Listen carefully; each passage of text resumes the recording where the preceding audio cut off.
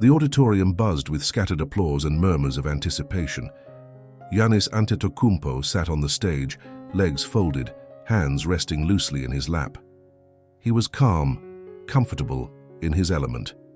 The questions had been coming in waves, from coaches, from sports writers, from young fans eager to know how to make it to the NBA, how to jump higher, how to shoot better.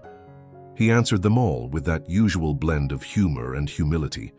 But then came the boy. He couldn't have been more than 11.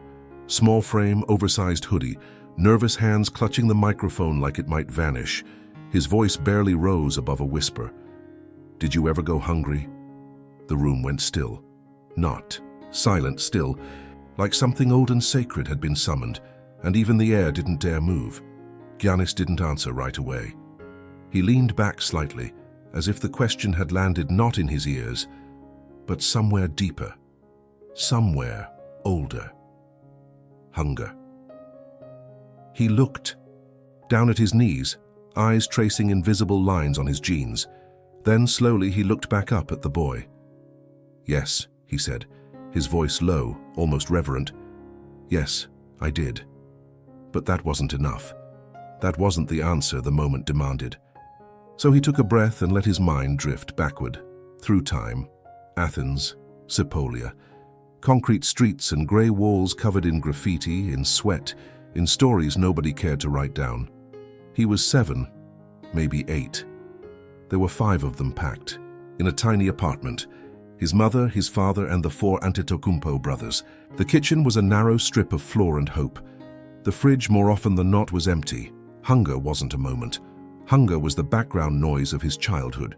It hummed in his stomach like static. It followed him to school. It lay next. To him at night when he tried to sleep, it whispered lies. Maybe tomorrow there'll be food, and then mocked him when tomorrow came, and there wasn't. His parents did everything. His mother, Veronica, took cleaning jobs wherever she could. His father, Charles, scraped together work. But they were undocumented immigrants from Nigeria, in a country that didn't want them, didn't see them. They weren't allowed to work legally. They weren't allowed to belong. Some days, the biggest victory was simply not being noticed. So they sold sunglasses on the streets, CDs, trinkets, anything they could hold in their hands and trade for a few euros. Giannis would walk beside Thanasis, his older brother, for hours through the tourist-filled neighborhoods. Plaka, Monastiraki. Sometimes they'd smile. Sometimes they'd beg. He remembered one day vividly. They had a single banana between them. It was soft, overripe, and already turning brown. They peeled it slowly, as if drawing out the ritual might make it more filling. They split it half and half and ate in silence. That was dinner. Another night, there was nothing at all. He had lied to his mother, told her he wasn't hungry so his younger brothers could eat the little bit of rice she had managed to cook. He went to bed with the taste of metal in his mouth.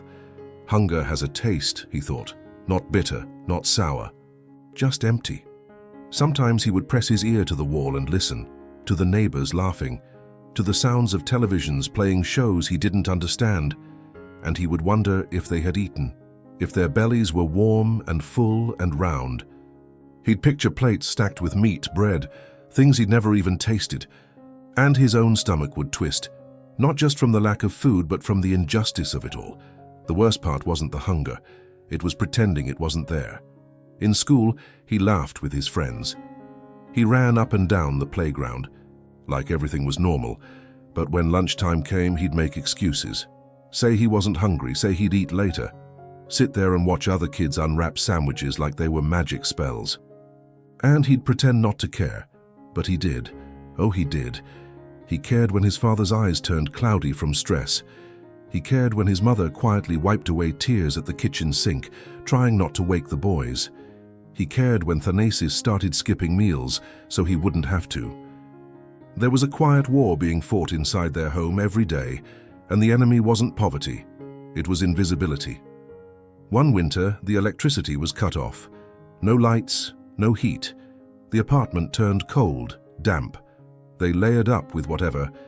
They had blankets, jackets, socks on their hands. Giannis remembers his little brother Alex's teeth chattering as they tried to fall asleep. He made a promise to himself that night. He didn't know how, didn't know when, but one day he would make enough money so his family would never feel cold again, never feel hunger again. He didn't say it out loud, but he carved it deep into himself. Back in the auditorium, Giannis's voice trembled just slightly. There were nights, he said, when we had to choose who would eat. The audience was silent, a different kind of silence now, heavy, real. I remember selling things in the street, he continued. Tourists would walk by and look at us like we were something less. We smiled anyway, because we had to. We'd make €5 on a good day, some days nothing. And still, we went back the next day. He paused, letting the truth settle. I wasn't just hungry for food, he said. I was hungry for hope, for a chance, for someone to see me. Another pause. He glanced at the boy who had asked the question. The boy stared back, eyes wide, lips parted. I think sometimes people look at us now, Giannis said, motioning toward his frame, his suit, the NBA logo on his chest, and they think it was always like this, that we were always destined. But the truth is, I didn't know if we'd survive the week, a beat, then another. I used to dream about bread, he added. Not championships, bread. And still no one moved, because they understood, maybe for the first time, that the man in front of them wasn't just a basketball player. He was a survivor. He had emerged from a life most could only imagine, not with bitterness, not with resentment, but with gratitude and hunger still burning, but now for something greater. He smiled softly. I never forget where I came from, he said, because if I do, I forget who I am. Giannis didn't look away from the boy. He let the weight of his last words linger, hovering over the auditorium like smoke from a long extinguished fire. The crowd was quiet, not in discomfort, but in reverence. When Giannis spoke of hunger, he wasn't just telling a story, he was reopening a scar. And scars don't just hurt, they remember. He shifted slightly in his seat as if the memory itself had settled on his shoulders, and then he began again. But hunger, he said slowly, can become something else. It didn't happen overnight. Nothing did. There wasn't. A miracle that came crashing through their door in Sepolia. No fairy tale scout showing up with a golden ticket. What came instead was a basketball. It was Thanasis who first pulled him onto the court, dragging him by the wrist after school. Giannis was skinny, long arms, longer legs, always a step behind. He didn't love it at first, but he loved his brother. And his brother loved the game, so he followed. The court was cracked concrete, 2 rusted hoops, no nets, the lines were barely visible. But for Giannis, it became a cathedral. He didn't know how to shoot, his footwork was a mess. But none of it mattered, because for the first time, he found something that made the hunger quieter. Not gone, never gone, but muted. He remembers the feel of that first basketball, the weight of it, the way it thudded against the ground, predictable and solid, in a world where nothing else was. He remembers running, lungs burning, and thinking, this hurts less than not eating. He remembers jumping, reaching for rebounds, and feeling, just for a second, that he might touch something bigger than himself. And when he was on that court, he wasn't just the son of undocumented immigrants. He wasn't a vendor or a ghost. In the system, he was a player, he was someone. The transformation was slow. Days turned to weeks, weeks to seasons. He practiced under the sun until his skin burned. At night, he'd lie awake thinking about drills, imagining himself flying across the court like the players he saw on YouTube. He didn't have proper shoes. He and Thanasis shared one pair of sneakers. When one played, the other waited barefoot. That wasn't a hardship, it was just normal. He trained in jeans, he trained hungry, but he trained because the game wasn't a hobby, it was a way out. Eventually, local coaches noticed. They couldn't ignore the potential. Lanky frame, quick feet, endless wingspan. But potential wasn't enough. This was Greece, and Giannis was black. He was stateless. He didn't have a passport, didn't officially exist. Teams were hesitant. No documentation meant no contracts, no eligibility, no future. There were days he almost quit. Not because he lacked belief, but because the system kept telling him he didn't matter. But Thanasis wouldn't let him stop. And neither would his parents. His father became a quiet pillar, pushing him without words. His mother, Veronica, spoke fire into his soul. "You are not less," she told him. "You are made of more." So he kept going. He remembers playing for Philathleticos, a small club in the second division. There were barely any fans in the stands, no cameras, no hype, just sweat, sacrifice, and hope. He'd wake up at 5 a.m., sell goods on the street with his brothers until midday, then train until nightfall. There were days he didn't eat between morning and sleep. But his game kept growing. His hunger took new shape. It became discipline. It became obsession. His body changed. He filled out. He became quicker, smarter, more fearless. Scouts from bigger teams began to whisper his name. Not loudly, just whispers. But even whispers can be enough for someone who spent a lifetime being ignored. Then came the offer, Spain. A professional contract, real money, real escape, but it came with a cost. He had to leave his family behind. The decision tore him apart. They had never been separated.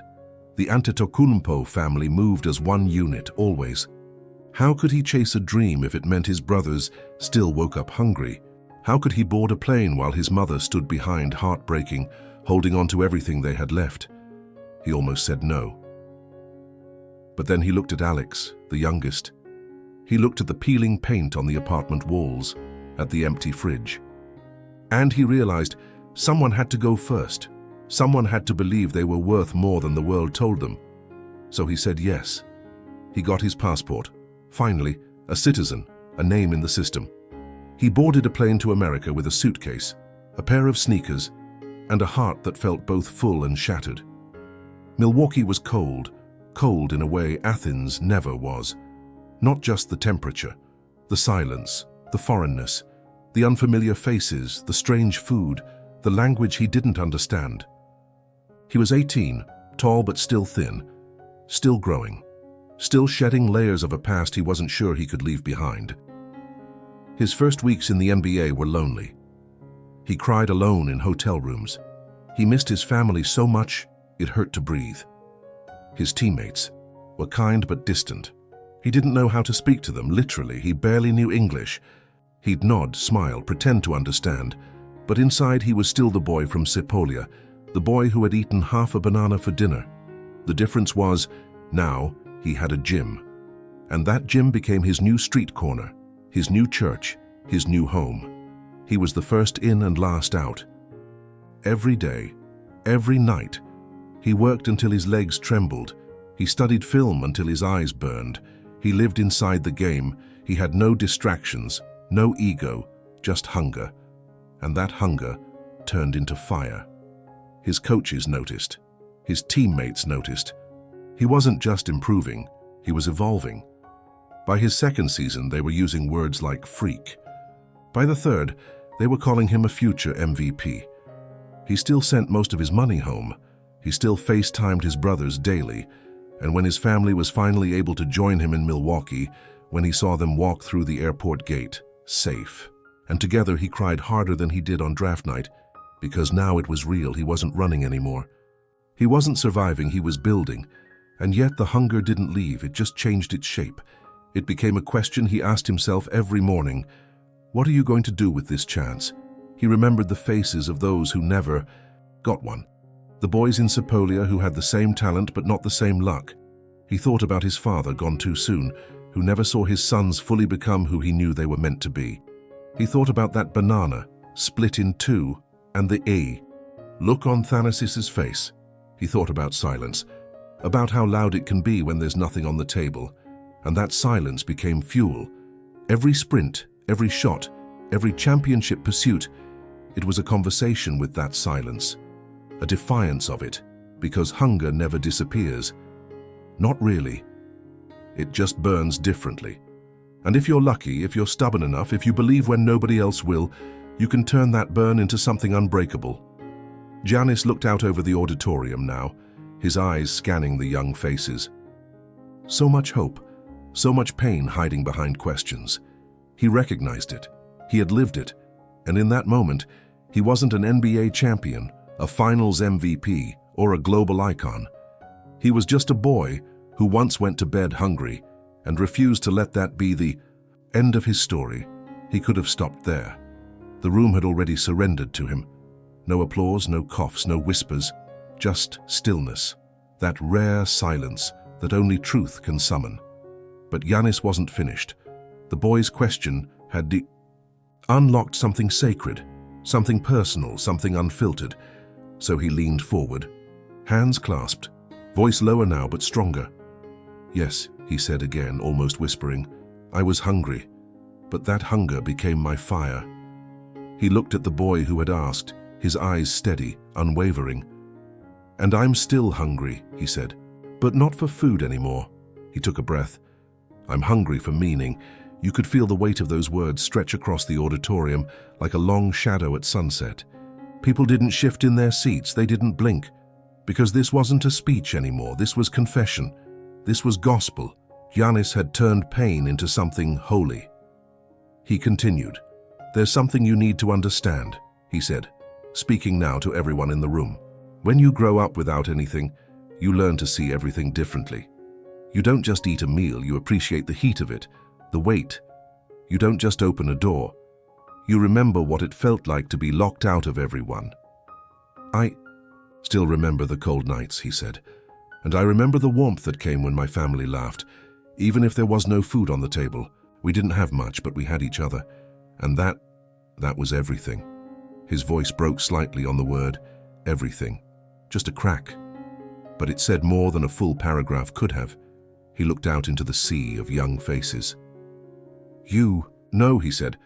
"People talk a lot about making it to the top. They ask me what it feels like to be a champion, to win MVP, to sign big contracts. But none of that means anything if I forget where I started." Then he told them about his routines, about the rituals he's kept even now, how he still packs his own meals, still counts every blessing, still calls his mother every morning before practice, how he walks into his mansion in Milwaukee and sometimes stops at the front door, just to remind himself that it's real. "And I still get scared," he admitted. "Not of losing games, not of injuries, I'm scared of forgetting." That's when he pulled out his phone. "I want to show you something," he said. A picture filled the screen, a photo of the old apartment in Sepolia. Faded, grey, the front door crooked, the windows sealed with plastic to keep the cold out. "I look at this every day," he said, holding the phone up. "Not to feel sad, but to feel grounded. That place made me. That hunger built me. And if I ever forget it, I lose everything I am." He paused, let the silence return. It didn't feel heavy now, it felt sacred, almost beautiful. Then he added, "I don't want to be known just for basketball. I want to be known for what I gave back." And he has. He told them about the food drives he funds in Athens, in Milwaukee, in Lagos, about the scholarship programs, about the basketball camps he runs for undocumented kids, the ones who still feel invisible, like he once did. He talked about his foundation, the work they do to uplift the forgotten, the voiceless, the left behind. "I don't do it for attention," he said. "I do it because I remember what it's like to be hungry and to think no one sees you. And I want every kid like me to know, I see you." A beat. "I see you," he repeated, locking eyes with the boy who asked the question. The boy blinked, fast, gripping the microphone tighter. His lip quivered just slightly. Then Giannis did something no one expected. He stood, walked slowly down the stage steps. The crowd didn't move. Phones lowered. Time seemed to slow. He knelt before the boy, looked him straight in the eyes, and he hugged him, not a short, polite hug. A full chest-to-chest, eyes-closed embrace. The kind of hug that carries history, that transfers memory, that says, "You asked a hard question, and I trust you with my truth."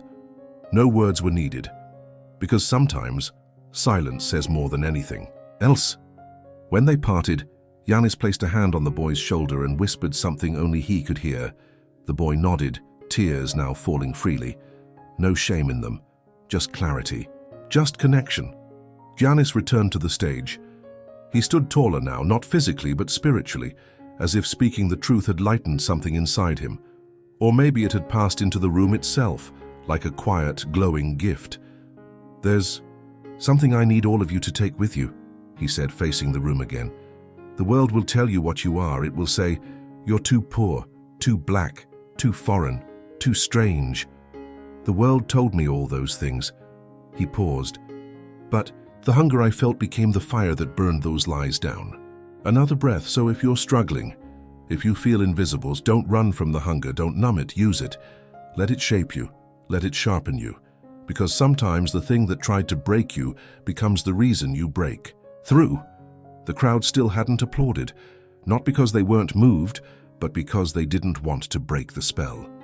They wanted this moment to stretch forever. Giannis smiled, eyes glistening. Every time I step onto the court, I play for the boy who didn't have shoes. I play for my father, who gave everything and never got to see this. I play for my brothers who walked beside me when no one else would. I play for my mother, who never let us give up. He clenched his fist gently, not in anger, but in memory. And I play for the silence, he said. The silence of hunger, the silence of being ignored, the silence I carry with me, so that I never forget how far we've come. At last the applause came. Not loud, not chaotic. It began as a single clap, then another and another. Then a standing ovation that didn't feel like celebration. It felt like thanks, like respect. Giannis didn't raise his arms, didn't bow. He simply nodded. He had told the truth, and in doing so he had given the room something more nourishing than success. He had given them permission to hope, to hurt, to rise anyway. Later that night, long after the crowd had gone and the cameras had shut off, he sat alone on the edge of the stage. The lights were dimmed, the auditorium empty, but he stayed because silence wasn't scary anymore. Now silence tasted like victory. He pulled out his phone one more time, looked again at that photo of the apartment in Sepolia, and he whispered, just to himself, I didn't just survive you, I honored you. Then he stood and walked away, ready to play, hungry still, but never again for food.